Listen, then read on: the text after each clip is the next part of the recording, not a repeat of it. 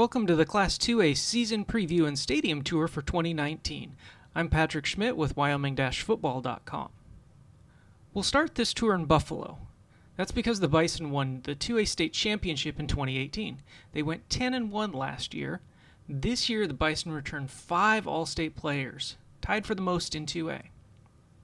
We'll go from the team that had 2A's best season last year to a team that had one of 2A's toughest last year, Newcastle. The Dogies went 1-8 last year, and that win, it came by forfeit. But they've got potential this year with a big freshman class setting Newcastle up well for the future. Now we'll move to Moorcroft. The Wolves have had 10 consecutive losing seasons, but this year could be different. Rowdy File was an all-stater last year, and the Wolves have 6 of their top 8 tacklers back on defense. Now on to Glen Rock. New coach Ryan Collier will keep the Herders in the double-wing offense. It'll be an inexperienced group for Glen Rock this fall, with only one all-conference player coming back and only about 5 seniors total. Let's head on over to Wheatland. The Bulldogs were semifinalists a year ago but lost a bunch of seniors. They returned 3 starters, and that's it. They're going to need contributions from young players to stay competitive. Next up, Burns. The Broncs could be ready for a big breakthrough this year after last year's 4-4 finish. They've got 7 of their 9 top tacklers back and several key offensive contributors. Last up in the East Conference is Thermopolis. The Bobcats were bumped out of the playoffs in the first round last year, but they returned 6 starters on both sides. That includes junior running back linebacker Logan Cole, Thermop's only returning All-Stater. Moving to the West Conference, we'll start with the team that finished second in the conference a year ago, Grable. The Buffaloes were hit hard by injuries last year, and with a lot of those players returning this year, the Buffs could be a threat again in the West. Ready to talk change?